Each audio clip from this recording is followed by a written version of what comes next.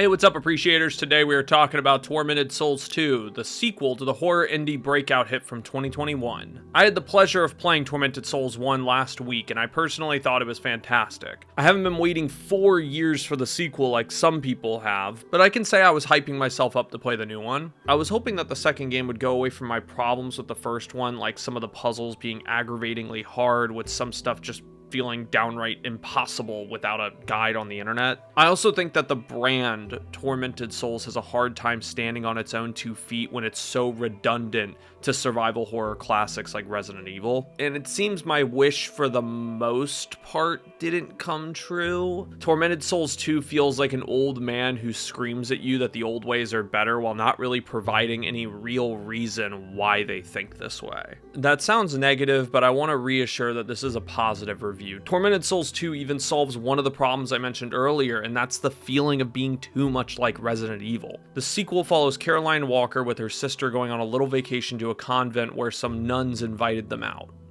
Yeah. If you think that's weird, I don't blame you. It's not normal to be invited out to places like that. Caroline decided to pick the shittiest Airbnb in the country, and now all the nuns hate you. Your sister is lost again, just like the first game, and you have to find her before it's too late. The setting starting in a convent already shakes things up from the direct one-to-one ripoff of the mansion from Resident Evil 1 that was in Tormented Souls 1. I thought this game couldn't be cooler than the first one, and then I saw that there was a shark mouth puzzle, and then they put an eye patch on the main character. Absolute cinema.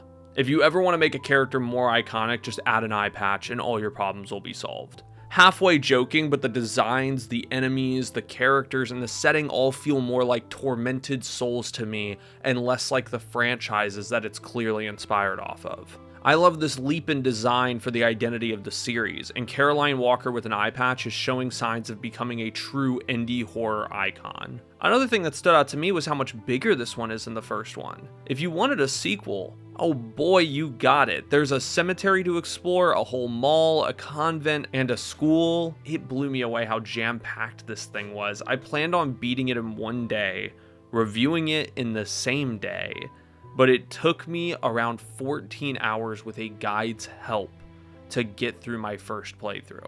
Everything is bigger, which is appropriate for a sequel, and even though the level design isn't as tight as it was in the first game, that doesn't matter because the point here was to obviously give the player the biggest survival horror storyline that they've played in years.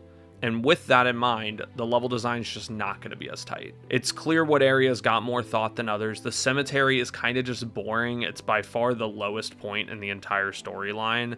The mall area is way less connected than you would expect it to be, but the best places level design wise are by far the convent and the school, and these stand out as some of the best level design in both these games combined. In Tormented Souls 2, it feels more like that every area is split up into their own levels, rather than them all being interconnected all into one existing level like the first game.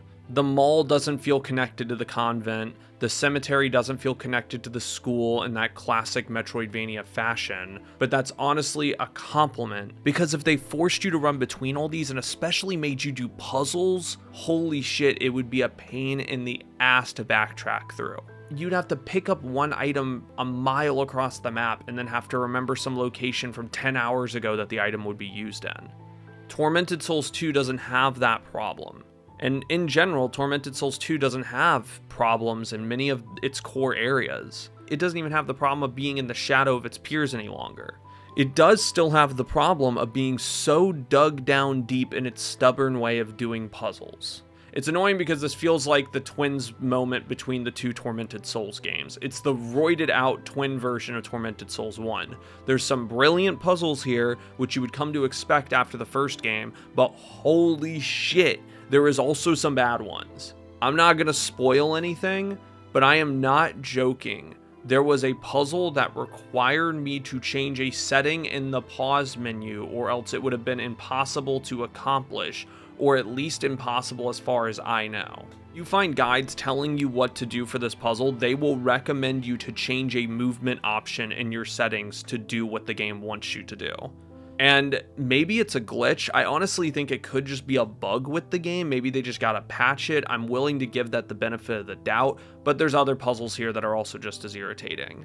And I don't think I'm alone. Like, no puzzle should feel like that in a video game unless it's some secret area. Nothing in a puzzle game should feel so oppressive where the player isn't even sure that they are doing the right thing when they clearly are, but they're forgetting just a minor detail. It's so weird and specific, and that'll activate it. That'll trigger the puzzle, that it feels downright trolling on the developers to do something like that. They've received no feedback, so they're going to believe they're wrong. They're going to keep on trying. They're going to spend all that time. They're going to exhaust all their options and look up a guide and find out about that missing detail. And it's something stupid. Like, I had to change something in my menu.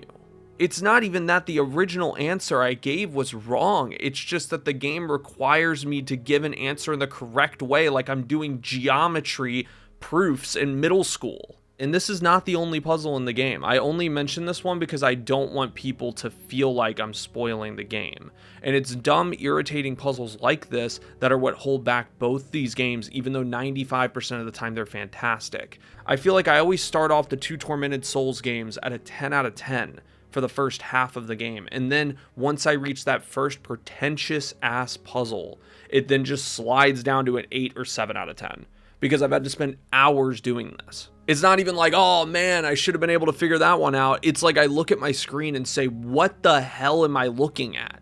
I've grown up on some older survival horror games that I adore. One of my favorite video game franchises ever is Resident Evil, and specifically the OG trilogy. But some people so weirdly will defend puzzles like these for being something you just gotta deal with because these games aren't designed for babies or something. Like, dude, I'm sorry, you can have your BS, but I don't want any of that. Puzzles like this are the reason why I cannot recommend this game to some people. And that saddens me because I love this type of game. And honestly, even the first half of both Tormented Souls games, I really adore.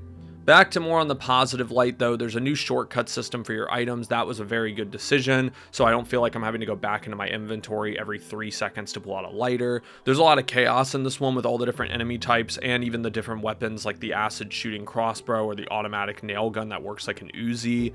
There's enemies that grab you, and if they grab you, it's not just an automatic amount of your health that goes down. Instead, they allow you to mash the A button to push them off faster. That's just one of a bunch of small quality of life choices that really make me want to prefer this one over its predecessor. It's so infuriating how easy it would be for this game to be perfect. Both games have issues of their own, but I personally would take Tormented Souls 1's more tight and meticulously crafted environment. I might go back and forth on this, I don't know. I like them both very equally, but it's committed to a tight level design that felt satisfying. It felt crafted with intention in every part of the game, and I'm gonna be honest, I also just find it more enjoyable to have a 10-hour first playthrough experience rather than a 14 to 16-hour first playthrough in the sequel. I still think Tormented Souls 2 is really good, but I just think it's also the perfect example of bigger doesn't always mean better. I love that Tormented Souls is finally becoming its own thing. It's weaponizing nostalgia, but not in a way of cameos or boring references, but instead by taking all the things that 2000s and 90s kids grew up with in survival horror, like backtracking, manual saving, inventory management, fixed camera angles, and they're modernizing them for their own franchise.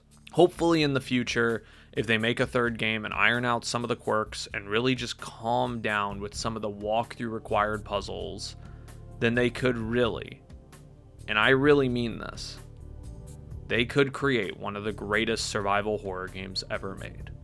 Tormented Souls 2 is bigger, it's more ambitious, and I have way more respect for it than the first game, but I think if I was to replay through one, it would probably be the former, because Tormented Souls 2 has lots of the same problems as the first game, but just on a bigger scale now.